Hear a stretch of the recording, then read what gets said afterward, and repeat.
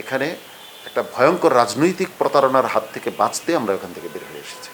ইসলামী আন্দোলন বাংলাদেশ তার সৃষ্টি লগ্ন থেকেই স্বচ্ছতার সাথে তার অবস্থান ব্যাখ্যা করেছে। এক নম্বর, আমাদের প্রায়োরিটি ছিল ইসলাম, দ্বিতীয়ত ছিল দেশ, তৃতীয়ত ছিল হচ্ছে জনগণের কল্যাণ।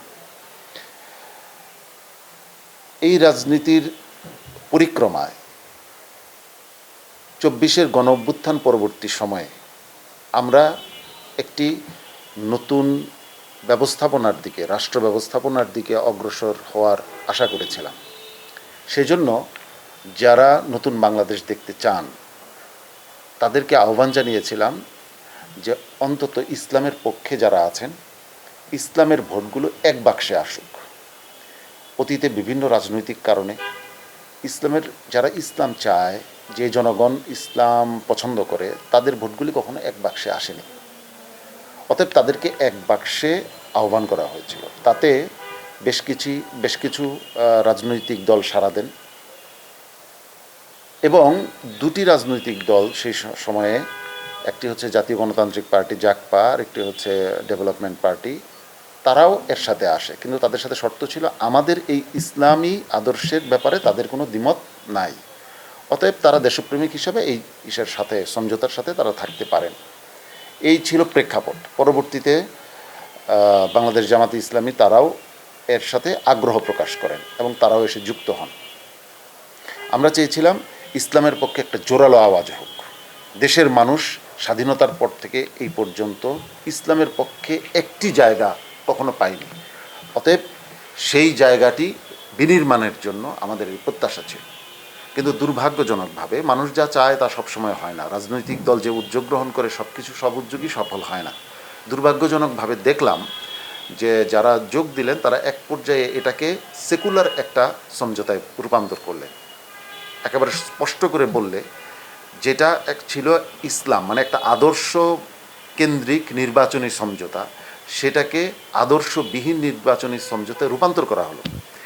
এখানে আমার এই বক্তব্যের পেছনের যুক্তি দুটি।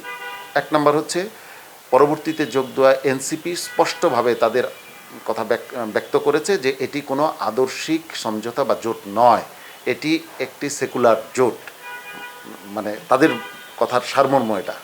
এবং তারা বলেছে যে যেহেতু এনসিপি কোনো আদর্শিক দল নয়, তাহলে আমরা দেখলাম যে এটাই যদি হয় তাহলে আমরা যে কোনো সেকুলার জোটেই তো আগে যোগ দিতে পারতাম, কিন্তু ইসলামী আন্দোলন বাংলাদেশ কখনো কোনো সেকুলার জোটে যোগ দেয় নাই। অতএব এটা একটা কারণ ছিল এখান থেকে বের হয়ে আসার। তো আপনি যে প্রশ্নটি করেছেন যে ইসলামী আন্দোলন বাংলাদেশ মানে এখান থেকে বের হয়ে আসার পেছনের মূল কারণ কী ছিল, তো মূল কারণ ছিল এইটা। এছাড়াও আরও দুটি কারণ ছিল। একটি হচ্ছে আমার রাজনৈতিক কিছু অস্বচ্ছতা এর মধ্যে পরিলক্ষিত হচ্ছিল। সেই অস্বচ্ছতাগুলো আমাদের মুখপাত্র সম্মানিত যুগ্ম মহাসচিব তিনি সাংবাদিক সম্মেলনে ব্যাখ্যা করেছেন। এটা আর আমি পুনরাবৃত্তি করতে চাই না। সেখানে উনি রাজনৈতিক অস্বচ্ছতার কথা বলেছেন এবং আরেকটি বিষয় বলেছেন যে আত্মসম্মান বিষয়। আমি ওনার সাথে আত্মসম্মানের প্রশ্নে আমরা বের হয়ে আসছি। আমি আত্মসম্মানের শুধু প্রশ্ন না, এখানে একটা ভয়ঙ্কর রাজনৈতিক প্রতারণার হাত থেকে বাঁচতে আমরা ওখান থেকে বের হয়ে এসেছি। তার এখন আর ইসলামের বাক্স নাই, এখন এটা কাঠের বাক্স হয়ে গেছে। কারণ ইসলামের বাক্সই যদি থাকতো, তা এর সাথে যারা সংযুক্ত আছে তারা স্পষ্টভাবে বলছে এটা কোনো আদর্শিক কোনো নয়। অতএব ওই জনগণের যে প্রত্যাশা ছিল, এই প্রত্যাশার অপমৃত্যু ঘটে গেছে, যার কারণে অন্তত ইসলামের পক্ষে একটা আওয়াজ থাকা দরকার। যার কারণে ইসলামী আন্দোলন বাংলাদেশ সবসময় ইসলামের পক্ষে ছিল, ইসলামের পক্ষে থাকবে, জনগণের পক্ষে থাকবে, এই জন্য আমরা নির্বাচন করছি। আমি সেটা পরে আসছি। দ্বিতীয় নাম্বার, যাদের অন্যান্য যে অনেক দলের মধ্যে তারা তাদের নাম বাদে আর বাকি সব কিছু থেকে আস্তে আস্তে ইসলামকে সরিয়ে দেওয়া হচ্ছে। ইসলামের মূল বিষয় হচ্ছে শরিয়া, যেখানে নির্বাচনের আগেই বলা হয় আমরা নির্বাচিত হলে শরিয়া আইন বাস্তবায়ন করব না। এবং এটার জন্য কোনো আনুষ্ঠানিক এই অভিযোগ উত্থাপনের পরে, আমাদের সাংবাদিক সম্মেলন থেকে বলার পরে, আপনি কি কোন দলীয়ভাবে কোনো প্রেস ব্রিফিং পেয়েছেন যে না আমরা শরিয়া বাস্তবায়ন চাই? পাননি। কিন্তু সামাজিক মাধ্যমে, যোগাযোগ মাধ্যমে কেউ হয়তো বলছে বা অন্য আরেকজন বলছে। অতএব এটা স্পষ্ট, ক্ষমতায় যাওয়ার জন্য ইসলামকে বিসর্জন দিয়ে হলেও অনেকে ক্ষমতায় যেতে চান, আমরা তার সহযোগী হতে চাই না।